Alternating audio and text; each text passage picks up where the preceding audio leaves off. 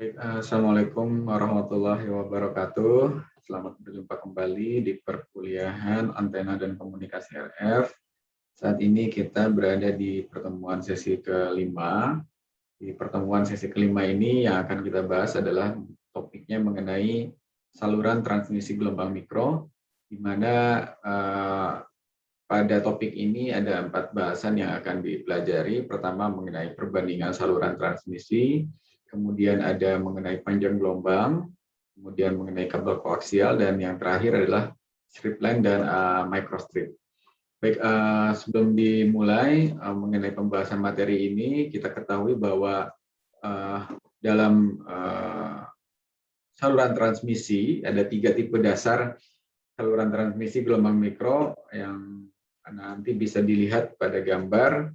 Di sini ada 3, yaitu pertama adalah kabel koaksial, kemudian ada pandu gelombang, dan yang terakhir, yang ketiga adalah microstrip. Contoh dari setiap tipe akan diberikan dan karakteristik akan ditampilkan dan dibandingkan satu sama lainnya. Bisa kita lihat, saya share PowerPoint sebentar ya.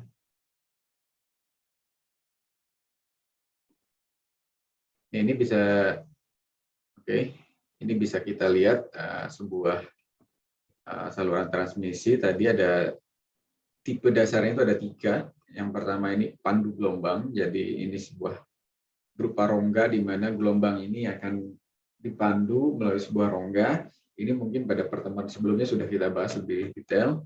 Kemudian ada kabel koaksial, ini berupa kabel ya, di mana di dalamnya ada inti kabelnya. Dan yang ketiga adalah berupa strip line atau microstrip, di mana bentuknya ini sangat tipis ya, tapi jalurnya ini bisa digunakan untuk mentransmisikan gelombang mikro. Jadi sebagai saluran transmisi gelombang mikro, ini bentuk dari pinggirnya strip line ini jadi bentuknya tipis saja, biasanya berupa tembaga seperti jalur-jalur PCB ya. Jadi seperti jalur-jalur PCB itu dinamakan strip line karena di situ tembaga yang digunakan bisa digunakan untuk mentransmisikan gelombang mikro ya. Dan ini perbandingan saluran transmisinya, sebetulnya di sini ada beberapa hal yang perlu diperhatikan dalam yang menjadi perbandingan gelombang mikro. Yang pertama adalah range frekuensi, lebar pita atau bandwidth, kemudian ada kemampuan daya pakai atau power handling capability, kemudian ada pelemahan, atenuasi, kemudian ada ukurannya dan juga fabrikasinya. Ya, jadi ini hal-hal yang sangat penting dalam pentransmisian gelombang mikro. Contoh yang terakhir, fabrikasi. Ketika kita mendesain sebuah saluran gelombang mikro, misalkan microstrip, di dalam simulasi sudah oke ya, artinya semuanya sudah matching. Tetapi ketika proses fabrikasinya salah, ketika diukur kembali setelah microstripnya ini jadi, itu bisa saja akan berubah, frekuensinya akan bergeser dan berbagai hal. Jadi proses fabrikasi pun menjadi sangat penting di dalam saluran transmisi ini. Sebisa mungkin fabrikasi di tempat yang akurat. Ya, jadi kalau kalian sudah membuat desain sebuah saluran transmisi atau misalnya sebuah microstrip, misalkan antena microstrip, nah ini microstrip seperti ini, jalur-jalurnya seperti PCB. Kalian pernah lihat PCB dalamannya elektronik, di situ ada jalur-jalur tembaga, itulah yang disebut dengan strip line tadi. Jadi dilewatkan saluran gelombang mikronya itu melalui jalur-jalur tadi. Nah ini ketika mau dipabrikasi, kalau bisa pabrikasi sendiri bagus gitu ya. Tapi yang harus diperhatikan adalah bagaimana jangan sampai terjadi rugi-rugi dari simulasi.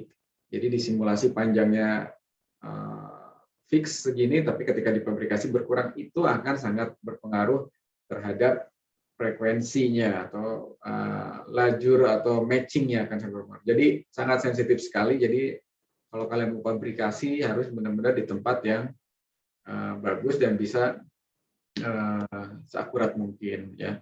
Saat ini mungkin untuk pabrikasi strip line ada di Bandung dan di Jakarta. Ya. Dan di sini ada keuntungan dan kekurangannya ya dari masing-masing saluran transmisi. Ini ada pandu gelombang, kemudian ada microstrip line, dan kemudian ada kabel koaksial yang biasa kita gunakan. Ya. Yaitu singkatnya di awal ini, gitu ya. Jadi kemudian di situ nanti rekan-rekan kembali ke lecture note bisa dipelajari jenis-jenisnya, kemudian ukuran-ukurannya, dan frekuensi kerja yang baiknya, gitu kan. Karena setiap saluran transmisi memiliki limited atau kapasitas tertentu. Contoh misalkan kabel koaksial yang keempat tadi dengan ukuran lebar 3/8 inci, di mana di situ kabel ini hanya mampu beroperasi sampai 1,3 GHz, ya, dikarenakan ukurannya. Jadi dimensinya dan berbagai hal yang ada untuk kabel koaksial tersebut itu jadi mempengaruhi terhadap frekuensi kerja. Jadi hanya bisa diloloskan 1,3 GHz. Kalau misalkan rekan-rekan punya sebuah sistem yang bekerja di atas itu, ya tentunya sesuaikan, pilih saluran transmisi yang cocok dan memang bisa melewatkan frekuensi yang tinggi, ya. Jadi rekan-rekan bisa baca di lecture note di situ tipe-tipe saluran transmisi dan frekuensi kerjanya yang cocok bisa diterapkan di setiap saluran transmisi. Dan tentunya juga di situ dijelaskan ada rugi-rugi transmisi, ya.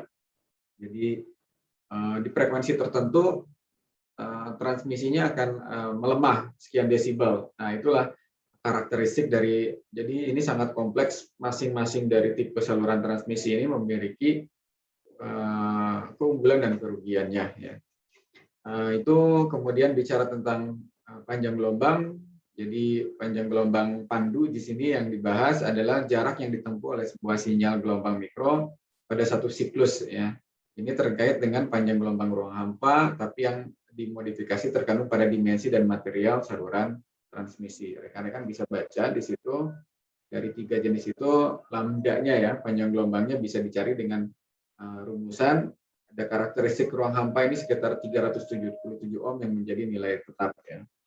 Kemudian setelah itu ada kabel koaksial tadi. Nah, ini lebih detailnya lagi. Ada tabel di tabel 65, di situ jenis-jenis kabel koaksial. Kemudian bisa dideteksi fleksibilitasnya, dimensi luarnya, impedansinya, pelemahannya, dan daya pakainya. Pelemahan pada 3 GHz, pelemahan pada 10 GHz, kemudian daya pakainya pun pada 3 GHz dan 10 GHz bisa dilihat dan dideteksi. Jadi sehingga di situ kita bisa melihat karakteristik cocok atau tidaknya kabel koaksial yang kita gunakan pada frekuensi kerja sistem yang mau kita gunakan. Dan yang terakhir, di sini adalah bicara tentang strip line dan microstrip, seperti tadi saya katakan. Ini jadi memang didesain di dalam sebuah lurus, ya, garis-garis lurus tipis, ya, pada sebuah bidang. Tapi garis-garis lurus ini adalah sebuah jalur transmisi yang bisa melewatkan frekuensi-frekuensi khusus. Di situ punya impedasi karakteristik tertentu dan frekuensi tertentu. Juga bahan yang digunakan, ya, juga mempengaruhi terhadap frekuensi kerja yang digunakan. Dan di terakhir di situ ada beberapa latihan soal yang bisa rekan baca, ya, terkait dengan microstrip line ini menggunakan bahan teflon fiberglass atau aluminium. Di situ ada contohnya, ada 3 atau 4 contoh yang bisa dipelajari. Kemudian nanti di latihan soal, di kuis maupun di tugas ada beberapa yang harus juga dikerjakan, ya. Baik, itu saja rangkuman di sesi kelima ini. Jangan lupa dibaca lecture note-nya, PowerPoint-nya, kemudian juga dikerjakan kuisnya seperti biasa, dan dikerjakan tugasnya jangan sampai lewat deadline. Terima kasih banyak atas atensi di sesi 5 ini. Kita ketemu nanti minggu depan di sesi ke-6. Assalamualaikum warahmatullahi wabarakatuh.